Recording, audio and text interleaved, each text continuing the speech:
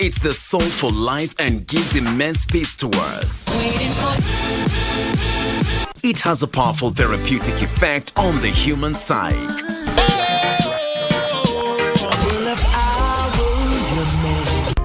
Whether secular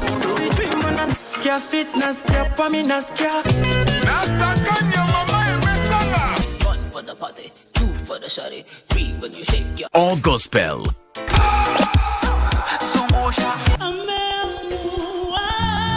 there's a song for everyone, every occasion, and every emotion. God bless you. If you're so sure about your accusations, I suppose you have a proof, right? I know how rotten you are. That is why it will only be me who's going to drag you out of my sawmill plant. Let go of me! Hey, you leave her alone, will you? That's enough, Uriel! You told my brother what I did. I have told you that when you irritate me, it will cost you very dearly, and I mean dearly. Why don't you go with her instead of pursuing me just to annoy your brother? Because what can be expected from a man who allows his wife to treat him like this?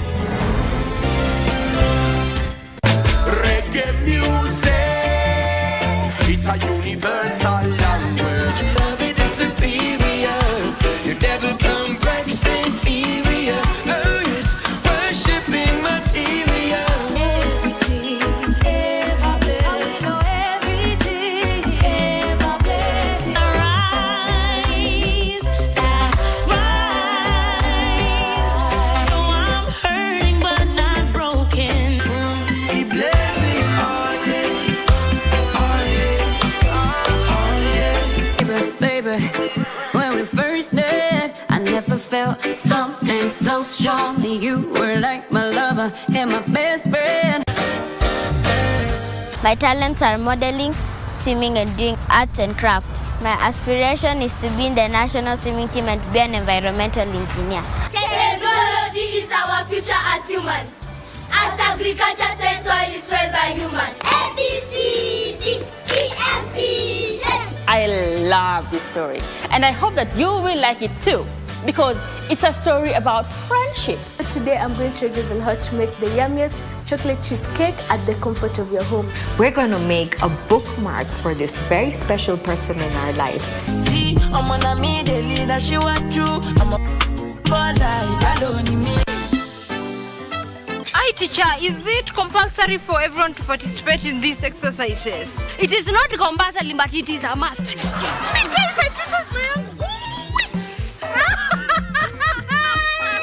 I know I can beat you. Atito unajua wewe ni mtu umesoya gari. Na mimi on my side mtu wa so paru. But what are they waiting for? Si mlio wa bunduki. Dwa. Alafu go. 50.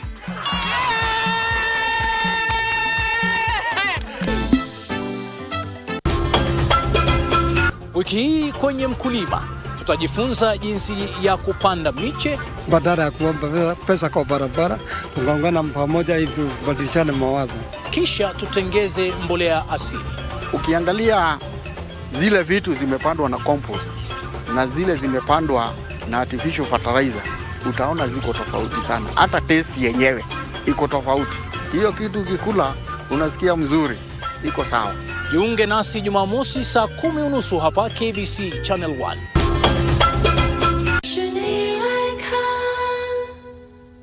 Sir, something urgent has just come up. May I leave work? What's wrong? Jing.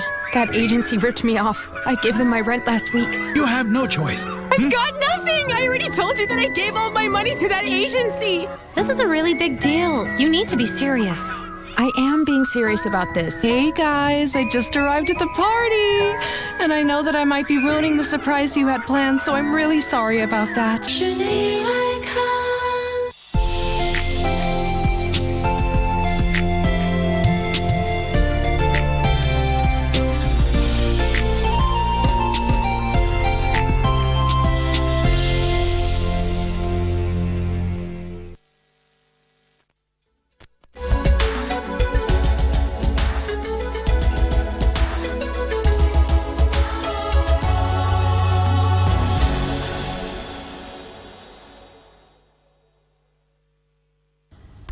Ujambo mtazamaji popote unapotazama KBC Channel 1. Shukran sana kwa kujiunga nasi. Karibu kwenye Kurunzi Mashinani hii leo ikiwa ni siku ya Jumanne. Mimi ni Zainab.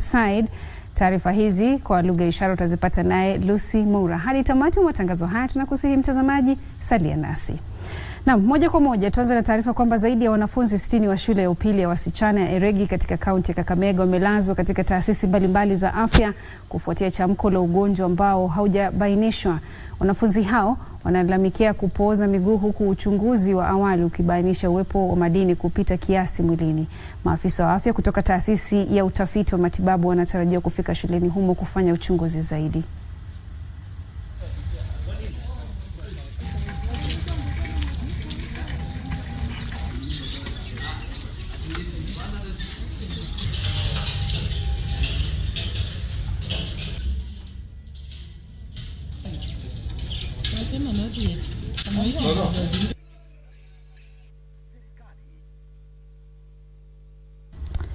Na mtazamaji, ukitafakari hayo, chama cha United Democratic Alliance UDA kimetangaza nafasi kwa wazi katika ngazi za wadi maeneo bunge ya kaunti ambazo zitawaniwa wakati wa uchaguzi wa nyanjani mnamo tarehe 9 mwezi Disemba mwaka huu. Kupitia ilani kwenye magazeti ya humu nchini, katibu mkuu wa UDA Cleophas Malala amesema wanaotaka kuwania nyadhifa hizo wanapaswa kuwasilisha maombi ifikiapo tarehe 2 mwezi ujao. Malala amesema maombi haya yanafaa kuwasilishwa kupitia tovuti ya chama hicho. Tangazo hilo limewadia siku chache tu baada ya chama hicho kuandaa kongamano la wajumbe wake wa kitaifa katika ukumbi wa Bomas jijini Nairobi, ambapo waliazimia kuandaa uchaguzi wa mashinani.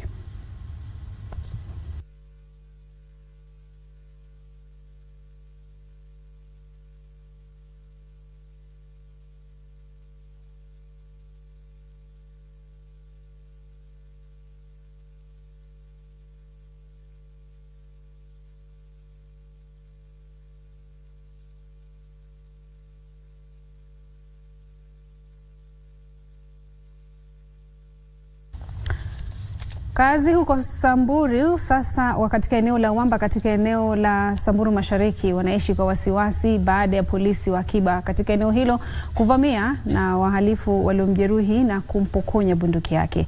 Wakazi hao sasa wanadai kuwa tangu kisa hicho ujangili umeongezeka katika eneo hilo, ndipo sasa wanatoa wito kwa serikali kurejesha hali ya utulivu.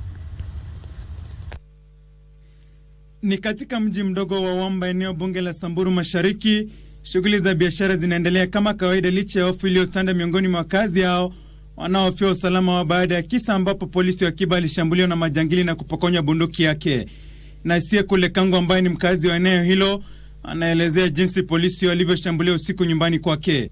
Mimi nasikia kulia kama mtoto tu, kama mtoto yangu anakuja kufahamia mtoto yangu, kuua mtoto yangu kwa boma, kuja kumanyang'anya bunduki, wakapika mtoto yangu mbele ya watoto yake, mpaka mbele ya mama mzee ako ndani ya hiyo boma. Pascal Supa pamoja na kazi wengine sasa wanatoa wito kwa maafisa wa usalama katika eneo hilo kutekeleza msako ili kurejesha bunduki ambayo huenda inatumia kwenye visa vya ujangili ambavyo vimeongezeka baada ya shambulizi hilo. Huwezi kubali hiyo mchezo vijana wanafanya. Sisi ndio tunazaa hao warani na tunataka hiyo bunduki itolewe haraka sana. Hiyo bunduki ni ya serikali. Hiyo bunduki inaweza kutuletea shida. Wawamba bila shaka ukisikia bunduki ati imeibiwa na iko mkononi wa wahalifu, hiyo ni hatari. Kwa hivyo sio kitu mzuri. Wakazi hao pia wanataka uchunguzi wa kina ufanywe. Polisi katika kituo cha Wamba wamehakikishia wakazi hao kuwa watajukumika kurejesha hali ya kawaida katika eneo hilo. Brandon Som nikiripotia Kurunzi Mashinani. Shukran Brian kwa taarifa hiyo. Na sasa kwengineko, maafisa wa kitengo cha kukadiria utekelezaji miradi ya serikali kimeanza shughuli ya kukagua miradi ya maendeleo humu nchini. Wakizungumza, maafisa hao wakiongozwa na katibu wao Silvana Sosele wako ziarani katika kaunti ya Migori kukadiria hatua zilizopigwa katika utekelezaji miradi katika kaunti hiyo. Serikali inatekeleza miradi kadhaa ikiwemo ujenzi wa nyumba katika kaunti ndogo ya Mabera, mradi wa usambazaji maji kutoka Migori hadi Hispania na mradi wa uchimbaji bwawa la Gongo miongoni mwa miradi mingine. It is routine for us, all of us here, represent various departments of government, and that is why we are here. We keep giving updates on the status of government projects all the time, and you will be seeing us very many times trying to see what is going around. Of course, many of the projects are not complete because they are in progress. Migori Spania water project, that one is a 350 million project. There used to be the old project that was serving 700 connections, and then currently there is development of last mile connectivity, which is supposed to add more connections. So far the last mile connectivity is supposed to bring in additional 2,000 connections on top of the original 700. Now that project has the capacity to produce 3,000 cubic meters per day, but it's underutilized because of the last mile connectivity effect. So the government is implementing a last mile connectivity which is at 96% complete.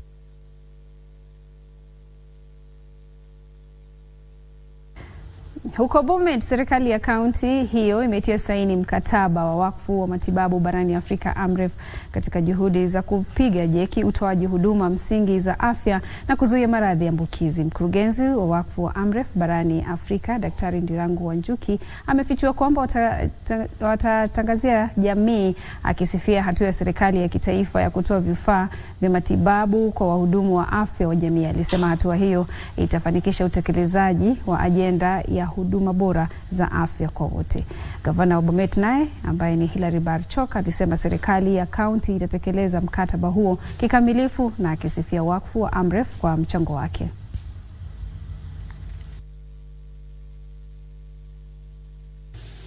And I want to commit that it will not just remain something to be understood.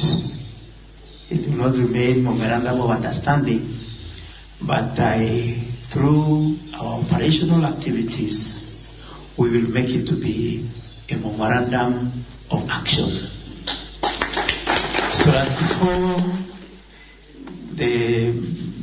within the shortest time possible, and probably in the course of doing that, we'll be able to review and even set new targets, God willing. And I want to believe that with the commitment of each one of us, there is no any reason why we cannot achieve that target. It's the vision of AMREF is lasting health change, and the mission is to transform the health of communities through primary health care. And how we do this is to ensure that as we strengthen health systems, people are at the center. You're always asking, what are the key ailments that the populations, that the household members suffer from or are affected by? Is it maternal health issues? Is it non-communicable diseases like diabetes and hypertension and all that? And then we work with you to build systems around that. And that is what we call people-centered health systems.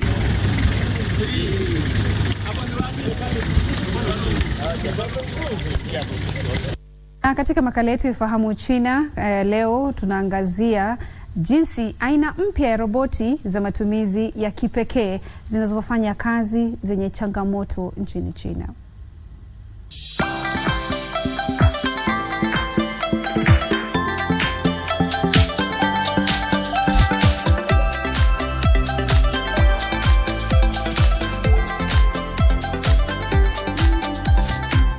Hujambo na karibu katika kipindi cha Ifahamu China.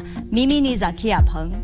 Watafiti nchini China wanajumuisha roboti za mahitaji maalum na teknolojia ya kisasa kama akili bandia kufanya majukumu mengi ya hatari na yenye changamoto, ikiwemo upasuaji wa uti wa mgongo na kuzima moto. Ni kutokana na kuunganisha roboti na akili bandia, madaktari wa mifupa katika hospitali ya 3 ya chuo kikuu cha Peking hapa Beijing wamefanya majaribio ya roboti wa upasuaji kufanya operesheni ngumu ya uti wa mgongo. kuanzia kupanga njia ya upasuaji mpaka kuondoa mifupa midogo iliyoota kwenye uti wa mgongo. Mwezi Julai mwaka huu, roboti ilisaidia katika upasuaji wa kwanza duniani wa kuondoa sehemu ya mfupa wa mgongo unaoitwa lamina, ambapo hatua muhimu za mchakato huo ikiwemo kuondoa mfupa wa lamina zilitekelezwa na roboti kwa kujitegemea. Kwa mujibu wa Li Weishi, mkuu wa idara wa mifupa katika hospitali ya 3 ya chuo kikuu cha Peking, roboti hiyo inatumia algorithm inayozingatia mfululizo wa vigezo kama nguvu, kasi na umbali.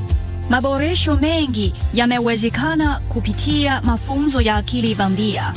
Hatimaye inasimama kabisa baada ya kuingia kwenye mfupa, ikiwa na uhakika wa karibu milimita 0.3 mpaka 0.5. Li, ambaye timu yake ilifanya upasuaji wa mfupa wa lazima kwa msaada wa roboti, anaamini kuwa vifaa vya roboti vinawakilisha hatma ya upasuaji wa siku zijazo na huduma za afya. Wakati hesabu ngumu za akili bandia zinafanya roboti za mahitaji maalum kuwa makini zaidi, maendeleo katika vifaa na mfumo wa uhandisi vimefanya wengine kuwa na nguvu zaidi.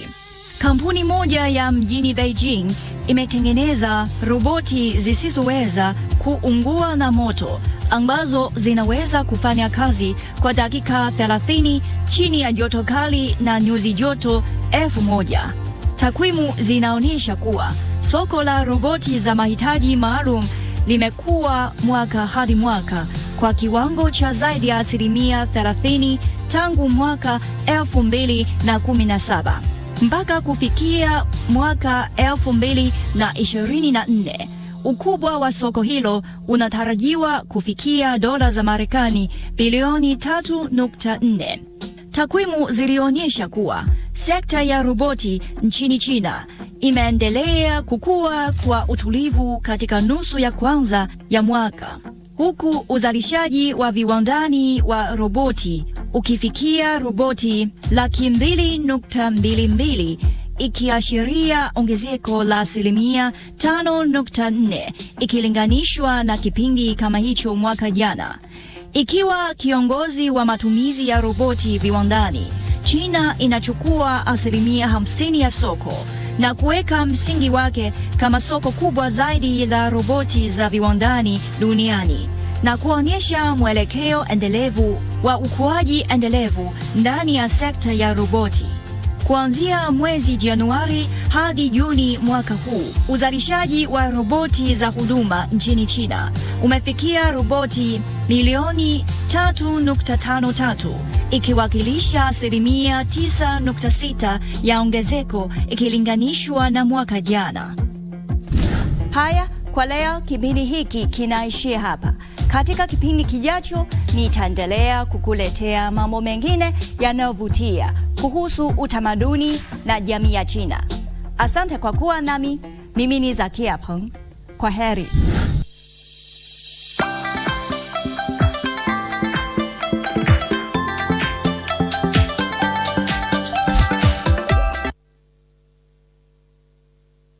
Tazamaji, zimekatika 18 baada ya saa 6. Kufikia hapo tunakamilisha Kurunzi Mashinani. Upande wa pili namuona mgeni wangu tayari ameshafika studio. Tunazungumza masuala ya mabawabu au walinzi pale nyumbani. Ni mjadala ambao utakuwa kuanzia hivi sasa hadi hapo mwendo wa saa 7. Mimi naitwa Zainab, katika lugha ya ishara amekuwa ni Lucy Mwaura. Maasalamu.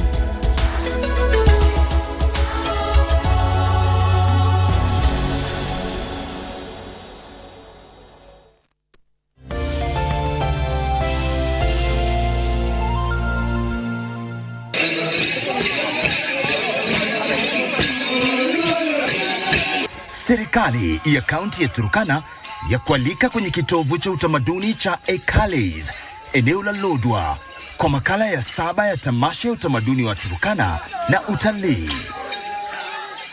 Tangia tarehe 12 hadi tarehe 14 mwezi Oktoba mwaka 2023. Njoo ujionee asili ya binadamu pamoja na visima vya mafuta vya Lokichar.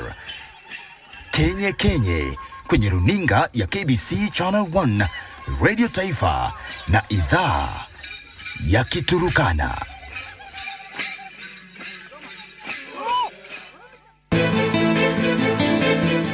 Mshindani hapa lazima na kulizana swali lazima tulizane. Kate, what is this now? Wakili, shut up and double your order. Manake huu mkutano utakuwa mrefu sana. Ni kawaida yake kutoka mapema ofisini kila siku. Kila siku. Letu wapo. Tunazungumzia walinzi wa kibinafsi, mtazamaji, lakini je, maslahi yao yanaangaziwa kikamilifu? Ndio mjadala ambao tutakuwa nao kuanzia hivi sasa hadi hapo mwendo wa saa 7 kamili. Mimi naitwa Zainab na studioni tu kuangazia hili kwa kina na pia tu kuangazia hatua zilizopigwa katika kuhakikisha maslahi yao yanatimizwa, ama pia yale mazingira yao ya kufanya kazi ni salama, na pengine changamoto iko wapi na ni vipi itafanyika ili waweze kuwa na utendakazi bora na pia kushirikiana na wale ambao wanapaswa kushirikiana nao katika sekta hiyo. Ni mkurugenzi mkuu ama katibu mkuu katika muungano huo wa walinzi wa kibinafsi Isaac Andabu, ambaye yuko studioni hii leo. Mtazamaji atakuwa anasaidia kuelewa tu mawili matatu kuhusiana na mabawabu au walinzi wa kibinafsi. Mimi naitwa Zainab. Kuanzia hivi sasa hadi mwendo huo tunakusihi tu, pengine kama una swali ama una maoni tu kuhusiana na matangazo haya, usisite, basi tembelea mitandao yetu ya kijamii Facebook, Twitter and YouTube at KBC Channel 1, ndio ukurasa wetu. Shukrani sana mtazamaji, na moja kwa moja wacha nimpe fursa mgeni wangu ajitambulishe kwa niaba tu ama kwa manufaa ya watazamaji wetu, pengine tujitambulishe tena. Kwa majina mimi naitwa Isaac GM Andabu, kiongozi wa bawabu nchini. Pia ninakaa kwa bodi ya KOTU na pia mimi ni director pia kwa PISRA, ile parastatal ambayo tulibuni kuangazia maslahi ya industry. Na mwisho sana mimi ni face ya Africa kwa kongamano la Uniglobal kule Geneva kama executive board member kwa masuala ya private security. Masuala ya ulinzi wa kibinafsi na mchango mkubwa sana katika taifa hili na hata pia katika usalama tu, kuhakikisha kwamba kila Mkenya yuko salama, na hapa ndipo mabawabu wanakujia. Lakini kumekuwa na manunguniko tu katika baadhi yao. Hebu tuambie tu kufikia hivi sasa mambo yako vipi? Nataka niseme Zainabu, vile umenena ni ukweli mtupu. Responsibility ya role ya bawabu katika nchi ya Kenya, wana complement national security agencies in terms of taking care of the country, life and property. Bali changamoto zimekuwa mingi kwa minajili ya mambo ya payment zao, environment ambao wanafanya kazi, na pia mambo ya maruburubu kama tuseme overtime. Most of the employers ama waajiri wamekuwa wakiwaibia time in and time out. Kwa hivyo changamoto ya bawabu katika nchi ya Kenya ni mingi sana, ni list kubwa. Bali kiini sana na ila ambayo ningependa ni summarize ni mambo ya minimum wage, ila ambayo ni degree ya government kuhakikisha kwamba yule mfanyikazi kiwango ya chini anapata mshahara kiasi fulani. So tumejaribu sana kulalama kwa minajili ya mambo ya minimum wage katika nchi ya Kenya, bali serikali bado haijatilia mkazo jambo hilo, ambalo limewacha bawabu katika very awkward position. Ukiangalia kwamba vyombo za habari na Wakenya kwa jumla wanalilia mambo ya high cost of living. Kwa hivyo kama bawabu hapati minimum wage, inamaanisha kwamba yeye ndio ameathirika sana. Kuna very serious corner. Mambo lazima sisi kama viongozi tuangazie na tuzungumuze ili mambo ya minimum wage ikuwe complied with. Umezungumzia kwamba serikali imeweka mshahara ule wa chini, na umesema kwamba wengi wa mabawabu hawa ni kutoka kampuni za kibinafsi. Inaashiria kwamba ni kampuni za watu ambao binafsi wanaanzisha. Sasa wewe kama kiongozi, pengine ni hatua zipi ambazo umeweza kuweka kuhakikisha kwamba mshahara wa chini ama bawabu wa chini kabisa analipwa mshahara ambao pengine hautamtosheleza lakini utamsaidia kukimu mahitaji yake? Nataka niseme kwamba kwanza tukiangalia role ya bawabu, ile tumesema awali, ni watu ambao lazima wakuwe na heshima na wapate haki yao in terms of mambo ya kufanya kazi. Katika nchi ya Kenya na nchi zingine kuna ile tunaita minimum wage. Minimum wage ni kiwango ya mshahara ambayo inaletwa na serikali ili kuset pace ya mambo ya negotiations za mambo ya mishahara ya wafanyikazi katika sekta zote. Bali nataka nikueleze ya kwamba ukiweka zile masaa ile babu anakaa katika assignment kuanzia saa 12 hadi saa 12, unaweza kuangalia zile masaa si mambo ya mchezo, na around 12 hours. Kwa hivyo mtu akikaa kwa assignment masaa 12 ni vizuri akuwe properly compensated.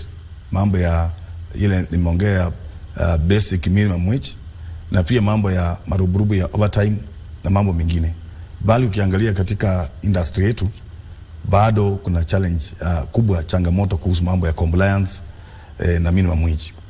Na mimi sina uoga wa kusema ya kwamba kulingana na swali lako, wakati nimechukua uongozi wa Kenya National Private Security Workers Union, mimi nilikuwa bawabu, na hakuna jambo ambalo katika industry ambayo mimi sijui. Ndio kwa sababu tulitaka kuwa na voice ya kuongea mambo yetu, challenges zetu kwa government. Ndio kwa sababu tulibuni Kenya National Private Security Workers Union kama voice ya workers katika private security. Na jambo la kwanza ambalo tulifanya, tulianza mambo ya reform agenda, kwa sababu private security haikuwa na framework. Unajua, ili enforce law lazima tukue na mwongozo katika hiyo industry.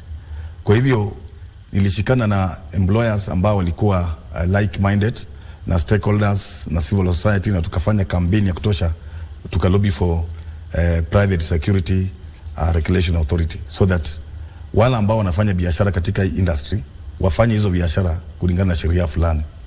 Kwa hivyo pengine kama ujui, nataka nikwambia kwamba hakuna employer mkubwa katika nchi ya Kenya kuliko private security. Kwa napoongea saa hizi kuna more than 1 million workers engaged in the private security industry. Kwa hivyo kazi, tumesema kazi ni kazi, na lazima turembeshe hiyo kazi ili ikuwe equal job for equal pay. Kwa hivyo hatuongei mambo ya pesa mingi ama ya collective bargaining agreement, kwa sababu imekuwa pia challenge kwangu ku negotiate collective bargaining agreements na employer ambao pia hawaheshimu, hawajafikia kiwango ya minimum wage. Na minimum wage inatakana set pace ya kuanza ku negotiate na employers above the minimum wage. Kwa hivyo kabla tufikie mambo ya minimum wage, ni ngumu sana kuengage employers kwa mambo ya collective bargaining agreement ambayo lazima ikuwe juu kidogo kwa minimum wage. But nataka nishukuru kampuni chache ambazo tumesign CBA ambazo ziko juu ama ziko karibu na mambo ya minimum wage. But nataka nikueleze kitu moja, Zainab.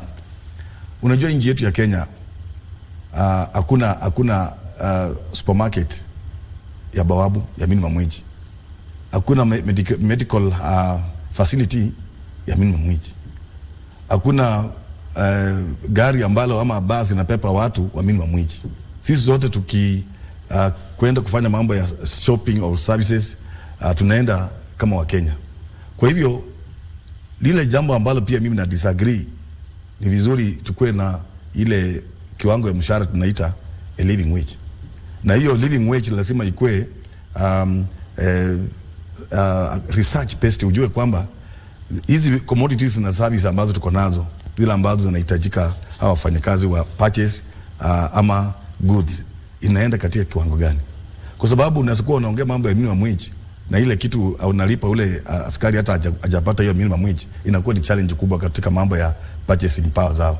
Kwa hivyo mimi nataka niombe serikali ya nchi ya Kenya, tusikuwe tunatangaza mambo ya minimum wage ambayo haijakuwa researched.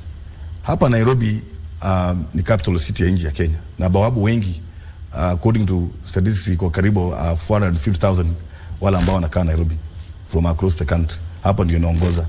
So ukipatia askari shilingi 15,000 utakuwa uko fair in the name of mambo ya minimum wage. Angalau nasema kwamba wengi wachafika mambo ya minimum wage. So it's a narrative that we need to sit down with the Ministry of Labor na regulator na employers to agree kwamba kuna problem, challenge kubwa katika wafanyikazi katika hii industry. Na hao wako honest, wanakaa kwa assignment kuanzia asubuhi mpaka jioni. Wanatembea miguu kuanzia kule UNEP, kule Kigiri mpaka Kawangware, kule Kache, kule Kibera, you know.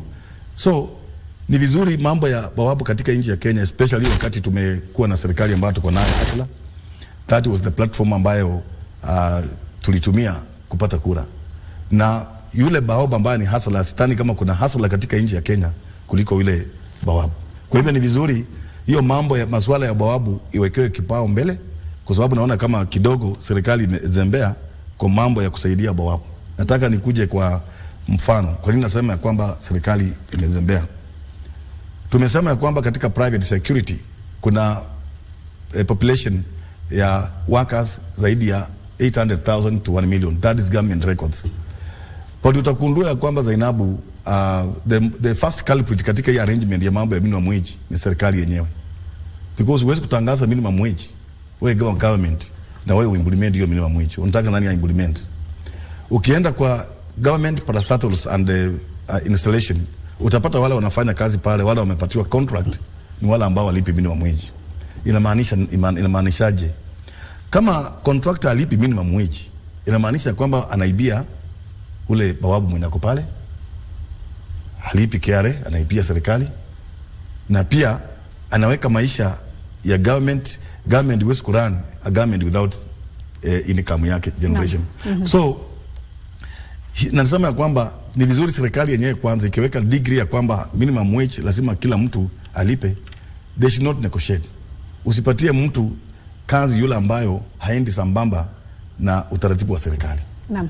Sasa hapo hivyo kwa kutekeleza malipo hayo ya chini zaidi ulivyosema, ndio maana kuna miungano sasa kama yenu kuwatetea haki zao mabawabu, maanake si wote watakwenda katika afisi za serikali waseme tunataka mshahara wetu uongezwe, lakini na imani kwamba wanawaaminia nyinyi kama viongozi mtahakikisha kwamba maslahi yao yanaangaziwa.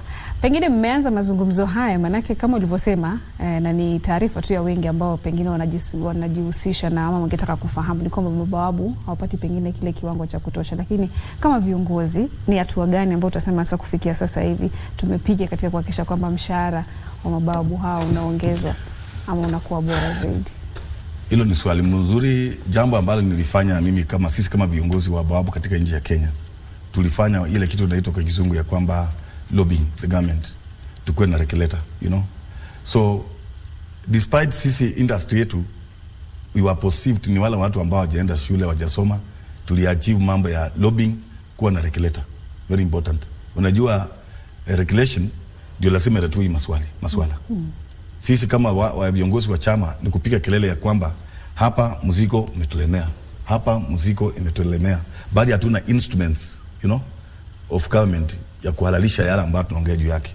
Kwa hivyo achievement ya chama ya Kenya National kwanza ni kuhakikisha kwamba sekta ilipata mwongozo, you know, the regulator. You know, umesikia Mohamed Fazul, huyo ndio CEO wa Private Security Regulation Authority. Yeye ndiye akona mandate na instrument of government kusema kwamba lazima watu waende barabara hii. Na hiyo Private Security Regulation Authority, it is our baby. Sisi tulilobby tukasema kwamba hii industry haiwezi kaa style hii, lazima tukue na mwongozo, lazima hawa ni binadamu kama wengine, na tumesema kazi ni kazi, wapate haki yao ya masaa ya kufanya kazi. Kwa hivyo na sio tu mambo ya maruburubu, tunaongea pia mambo ya environment ambayo wanafanya kazi. Lazima environment ambayo wanafanya kazi ikuwe decent, na lazima pia maruburubu zingine kama mambo ya overtime lazima wapate. Kwa hivyo bila nimesema awali ya kwamba hakuna mfanyakazi katika nchi ya Kenya ambaye ako honest, anaenda kwa assignment kuanzia saa 12 ya asubuhi na anatoka pale saa 12 ya jioni. Hakuna. Utapata hata wewe pengine Zainab umeenda kutafuta maji kidogo, soda, kutoka hapo wanakuwa na breather, lakini hao kuanzia masala lazima ishie pale, hawezi toka ile gate. Kwa hivyo ni challenge kwa government ni kwamba kupitia kwa regulation board ni vizuri waangazie masuala ya bawabu, kwa sababu already kuna that regulation is there, the board is there. So ni kitu ya kufanya nini? Kuimplement. Kwa nini nasema ya kwamba lazima waangalie masuala? Hiyo regulation haisemi tu mambo ya mishahara peke yake Zainab. Tunasema ya kwamba huyo bawabu wale mlikuwa mnaita kwamba watchman. Hakuna mtu watchman katika nchi ya Kenya sasa. Ile mwongozo ilitoa mambo ya watchman. Sasa ni private security officer. So what we are doing, tunapumua hewa fresh katika hiyo sekta, tuna repackage hao bawabu kuwa civilized. Unaona? Lazima mtu akiwa kazini anapata motivation. Uwezi tu kaa pale miaka 30 atuwe ni bawabu tu, uko tu pale. Hakuna. Hii sekta ilikuwa inaajiri wale ambao wametoka vitengo zingine za usalama kama JSU, AP, jeshi. Hiyo ndio ilikuwa qualification. But the current scenario sio hivyo sasa. Hii sekta ina employ graduates from universities, ina employ high school youth, ina employ all the category ya wale ambao wametoka vyuo mbalimbali. Kwa hivyo tunasema kwamba hatuwezi kuendelea kufanya mambo kinyuma. Lazima tuende mbele, tukue na training mzuri, hii sekta ikuwe professionalized, na wale watu ambao wanafanya kazi wanaosika hapa hivi wakiwe ni wale watu ambao wanaenda refresh courses. Nimeingia hapa nikapata kuna mjadala inaendelea hapa mambo ya mental issues. Tumesema sisi kama expert wa mambo ya security, kama mtu katika service industry lazima ujue kwamba huyu mtu the mental setup yake iko namna gani, because lazima tuende kwa psychiatric, tukue katika vitungo vya polisi, tunakuwa na station fulani wana employ psychiatric, anaangalia hawa bawabu just like police after some months, ya kwamba are they still in their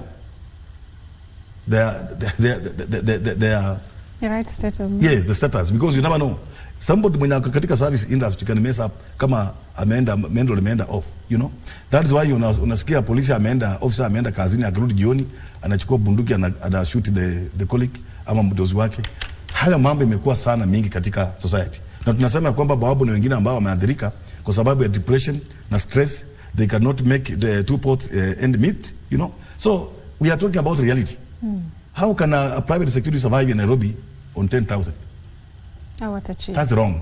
Hata ule CS mwenye announce hiyo pesa, there is something wrong with that CS, because how do you survive in Nairobi na shilingi 10,000 nani Zainab? How? So mambo ingine lazima tuseme mambo ya ukweli, tuseme kwamba sekta hii angalau tuko na imani ya kwamba tukishirikiana pamoja na serikali na wale stakeholders na employers tutakuwa na suluhu. Bali imechukua muda mrefu sana, and it's about human beings, it's about life. So umeuliza kuhusu hatua gani tumechukua kama chama. Sisi kama viongozi wa union tumesema hawa ni binadamu tu kama wale wengine, na mambo ya kazi lazima ikuwe professional na ikuwe progression career path, tuweke imani ndani yao, wasikuwa wanakaa tu pale ati hao ni atibawabu miaka 20-30, hapana. Na pia ukiangalia policy ya better policy la government ambayo iko sahi, we can do more than just kutrain bawabu katika nchi ya Kenya alafu tunawa consume locally. Kule Australia, kule Canada, they want a lot of employees, we can export labor. So kama tuko na institution, vile nimesema kwamba sisi tuko na mambo matatu. Tumesema kitu ya kwanza, we want serikali angalia kwamba mambo ya minimum wage across the board imekuwa complied with. Na hiyo hatuna mambo ya kuberesana na hao. Lazima mtu alipe minimum wage, because hiyo ndio lowly paid basic. Number 2, tunasema kwamba hii lazima ikuwe industry ambayo iko on progression, ile ambayo kuendelea mbele. Na kufanya hivyo lazima tukue na institution yetu ambayo tumepropose kwa government, Private Security Academy, whereby it will be a reference point kwa mambo ya training all those categories of employment. Then lastly, kwa sababu mshahara zao ni duni, iko chini, lazima hawa bawabu tuwafunze the culture ya saving and borrowing. Tume-engage local banks within the country. Hata kesho tuko na KCB. Tunataka tuwaonyeshe system ya kufanya nini, ya kusave na kuboro as a way of empowerment. Kwa sababu mshahara peke yake haiwezi, na mambo ya kudepend kwa mambo ya handouts haitasaidia hao, because bawabu pia wako na familia, they require medical, they require all those that are basic in their life. So it's an issue ya sisi kukaa pamoja, na tunauliza serikali, ni lazima tukae pamoja, tujadiliane na employers ili tukue na mwongozo na tujali maslahi ya huyu bawabu, kwa sababu industry yenyewe na population ambayo iko hapo huwezi kuignore watu 1,800. Hakuna constituency kubwa kama hiyo katika nchi ya Kenya. Bawabu ndio wanaongoza in terms of numbers. Pengine katika kusajili kampuni, mtu akitaka kusajili pengine kampuni yake kuwa na uba na ninio, anataka kuwa na mabawabu ama kutoa huduma hizo katika taasisi mbalimbali, Pengine najaribu kufikiria pengine hapo ndo kuna utofauti, kwa sababu iwapo mtu atataka kuanzisha kampuni yake na ambiwa kwamba mtu wa chini utamlipa pesa hiki na hiki na hiki. Je, pengine shirika hili huwa mnafuatilizia, mnajua huyu mtu anaandika, je amepewa mafunzo ya kutosha, atahakikisha kwamba wana sare nzuri, mazingira atakufanyia kazi, je ni vitu ambavyo mnaviangazia kwa mara kwa mara? Hilo swali lako ni mzuri kwa sababu ndio nimekuambia the problem ambayo tuko nani serikali yenyewe. Kwa sababu kama upatie mtu a license ama ene investor lazima meet a particular threshold. Huwezi kupatia yule ambao unajua kwamba hawezi kumanage commit the government requirement ya minimum wage. So hapo ndio kuna shida. But ujue kwamba ile mambo nauliza kuhusu licensing, kuhusu mambo ya training iko katika ofisi ya nani? Ya PISRA board. You know?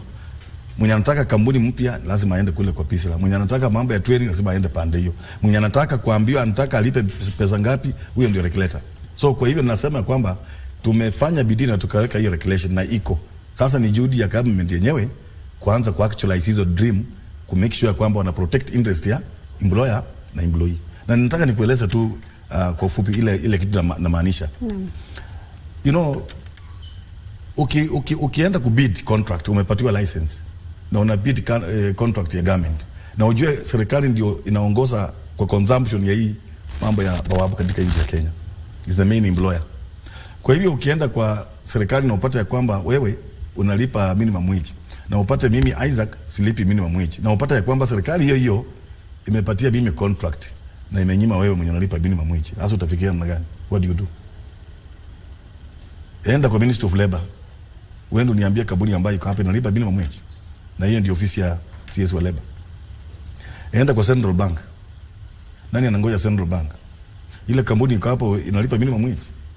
La hasha.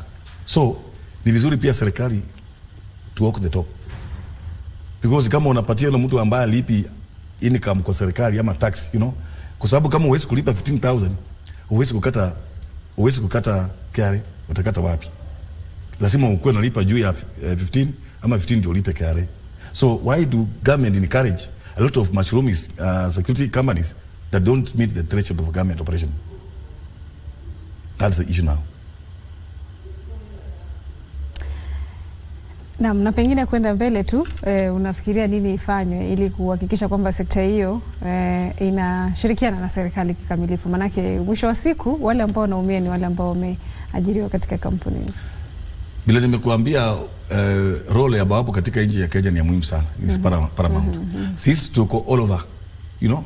Sisi tuko kwa plantations, tuko kwa government installation offices, tuko all over. Ndio tukwambia population yetu ni kubwa. So inamaanisha kwamba the first information ya ground, we are front line kwa mambo ya security ya nchi ya Kenya. Kwa hivyo serikali hata polisi hawezi kumatch our number, because wana depend kwa information ya private security kupata intelligence information, na pia tuna complement because the ratio ya police kwa citizen, so unajua hii tumekuwa na cap. So sisi ndio tuna fill hiyo cap. So what we are saying, tumekuwa na lot of missing links between the government security agents na hii yetu ya private security. Na hiyo regulation ndio ililetwa ili kuseal ile those links, missing links and caps. So ile jambo ningesema tu ni vizuri PISRA ianze ku walk the talk, ianze ku actualize zile mambo ambayo tulikuwa tuna dream of. Unaona juzi umeona Mheshimiwa Fazul Mohamed, uliona ameanza kupeana zile new IDs. That is encouraging. That is hope, you know. That patch, new one number, is a property of the government. So inamaanisha kwamba the government has now begun to own share ya private security. So only patches will not assist. We need the issue of medical to be addressed. We need the issue of overtime to be looked into. We need to see the issue of minimum wage being implemented and other medical covers, you know, even including insurance. So that we can now address the person yule ambao tunaita kwamba bawabu, because the reform must begin to rotate around who? Bawabu, not just the employers. We must begin addressing the issue of bawabu mwenyewe directly, because yeye ndiye kwa ground, yeye ndiye kwa gate, you know. So when we leave him or her disillusioned, that's a very serious mistake that the government and ourselves we are doing. Na nimekueleza maisha ya Kenya na safety ya nchi ya Kenya iko kwa mikono ya bawabu kwa sababu ya namba yao. So what we need just the government to invest into those private security officers, wakuwe civilized, wapatiwe various training, hata mambo ya terrorism hii na mambo ya marking wanawake kwa barabara ama wa Kenya hutaisikia, because we are available on the ground and we mingle freely na public. But you know, police, ukimuona police kwa area ujua anakuja ku arrest mtu. Ukiona police pali kwa barabara incident imefanyika. But it's opposed to ourselves. Since we are living in the villages, we are living with the public and we know, you know.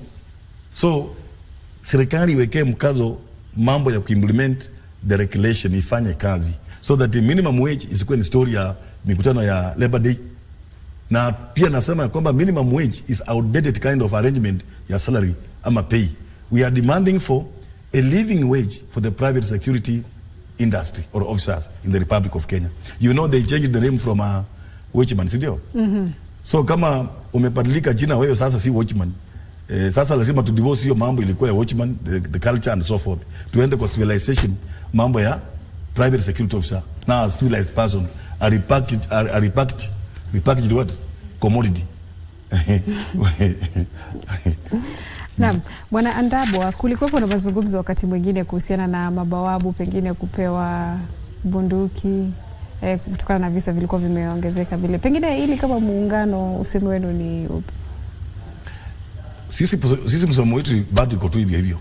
You know, hii mambo ya rungu hii ilikuwa kitu ya mkoloni. Siku hizi with the technology we invest in brains, you know, and technology. Rungu imekuwa useless. What we need, hawa nimekuambia kwamba hiyo training academy lazima tu train hawa bawabu wa invest in brains, you know, so that kwa mfano wewe unangoja Nairobi University, how many human beings are living at Nairobi University? There are thousands and thousands. Like malls, like Tuskys, Nakumatt, those are thousands, you know, Kenyans that move around that area. So what is the relevance of Rungu in the case that place is attacked?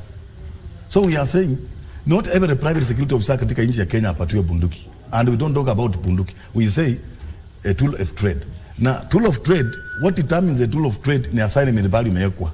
Ina demand bunduki, ama ni vilitoka, or just to pass the information from where you are sitting to the next authority. You know, we can do a lot when we share information with what? The other security agents. Not necessarily kuna bunduki, but kuna areas, assignment that demand for that. So, people understand things a different way. Si ya kwamba every askari kwa street tumpatie nani, bawabu tumpatie bunduki hapana. Among ourselves, kuna wale ambao wanaweza kwenda special training na tuambia kwamba mahali kama task lazima tukue na discreet wawili na bunduki. In case of anything, wa react kabla polisi ifike. University the same, depending on human traffic in a particular assignment. Like mambo ya bank, commercial banks, ukoshua ya kwamba wale wezi wa pesa wakikuja pale commercial bank watakuja na bank wanakuja na room. Watakuja na rungu, watakuja kama wako fully armed. So what is your business? Wewe kungoja banga na rungu. So we must be progressive. We must think ahead, you know. We must know the current challenges of security globally and locally and internationally, you know. So we arm ourselves depending on those challenges, you know. So nikiongea mambo ya bunduki si mzuri, tunaongea tools of trade in security. So you a relevant tool of trade to a particular assignment. Lakini si mambo ya bunduki, na wengine wanaelewa hiyo mambo tofauti kabisa, hata viongozi wetu. Ukiwaambia mambo ya bunduki unasikia wanasema arming ibao hapo utakuwa na arm Waluya. Kazi hii sasa si Waluya, hii kazi ni ya Wakenya wote, you know. Ya Wakenya wote. Nimesema wala natoka universities kila pahali wanaingia hapo for live. Yes. Waluya ndo wakuninio. Haya mtazamaji, mambo ni kama hayo. Yes. Sasa Bwana Andabwa, kwa wale ambao ni wanachama wako ama wale ambao wanafanya katika sekta hii na pengine bado hawajajiunga na muungano, pengine unawaambia nini tukikamilisha tu mazungumzo haya? Nataka niseme ya kwamba Kenya National imefanya mambo makubwa sana, na nimepinpoint ya kwamba mambo ya reform agenda sisi ndio tumedrive from the word go. Na nataka niseme ya kwamba wale kampuni kama tuseme KK, G4S tumesign mikataba ya kazi na mshahara mizuri kuliko wale ambao wako chama. Sasa nataka niombe wa Kenya wote ambao ni bawabu mahali wako, mkuje tujiunge na chama ya Kenya National ili tutembee pamoja kwa mambo ya reform agenda. Naamini ya kwamba hii serikali ambayo tuko naye ni serikali ya hustlers. na Mheshimiwa Rais siku moja ataamuka na afikiria mambo ya hawa hustlers, kwa sababu ilikuwa ni ahadi wakati wa kampeni. Kwa hivyo nyinyi nyote babu mahali muko, tuungane pamoja. Tunataka tu address mambo ya cooperative kubwa ya babu katika nchi ya Kenya. Nataka tuweke training academy kubwa katika nchi ya Kenya, ile ambayo ita export labor kwa nchi zingine, na pia tuangalie mambo ya mfuko. Hiyo pesa ambayo tunapewa ni dogo, hatuwezi kumanage mambo ya life na shilingi 10,000 katika nchi ya Kenya. Lazima serikali angalie a living wage for the private security industry, na hiyo wage ikuwe research based, hapana politically based. No, ile ambao wamefanya research imejua kwamba kwa Ngware nyumba ya mabati ni pesa fulani, kule kwingine Kibera ni pesa fulani, then come up with a package. Pengine nikikuachilia ukienda, kabla sijauliza hili, kuna mababu wengine unaweza kwenda pale kwa geti unazungumza, wanazungumza kwa hasira sana, sijui nini wao inachangia hili. Ndio nimekuambia kuna stress. Maisha ambao wako ndani mbaya. You know, unatoka kwa nyumba unakunywa chai. Unatoka kwa nyumba, so hata mmoja alijitia kitanzi kule Kibera. Aliacha note akasema nimejiua kwa sababu ya nini? Wamenipatia leave na si hata fare kwenda nyumbani. So wako na challenge mingi, na ndio nimesema ya kwamba sisi kama bawabu pia tunasema tukue na trauma center and counseling, kwa sababu wengi wa bawabu na hata police officers wanapoteza maisha yao kwa sababu hizo centers haziko. Ni vizuri kila police division ikuwe na hiyo. Ukiona mtu anaanza kubehave in a different way, unamguide anaenda pande hiyo kama kiongozi. Sisi kama watu wa hino tunasema kwamba bawabu msichukue mambo ya kitanzi ama mkichukua wai wenu. Tuna address mambo ya mishahara, tuna address mambo ya environment, tuna address mambo ya empowerment, tuna address mambo ya training, na hivi karibuni mambo itabadilika. Mambo yatabadilika, mtazamaji. Mkuwe na imani. Wawe na imani, mtazamaji. Na katika nukta hiyo sina la ziada. Mimi nakamilisha mazungumzo haya hii leo.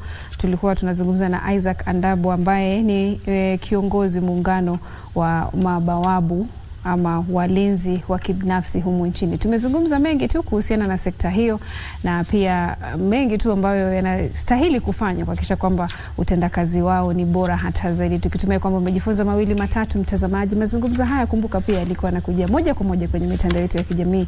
Kwa hivyo iwapo yamekupita ama umeyapata katikati, basi tembelea mitandao hiyo at KBC Channel 1 uweze kufuatilizia kwa kina. Mimi naitwa Zainab, mtazamaji, niruhusu niondoke zikiwa zimekatika dakika 53 baada ya saa 6. Kumbuka saa 7 kamili, mtazamaji, utakuwa unapata taarifa zetu kwa lugha ya Kimombo. Hadi wakati mwingine, Mola akiridhia. Masalam.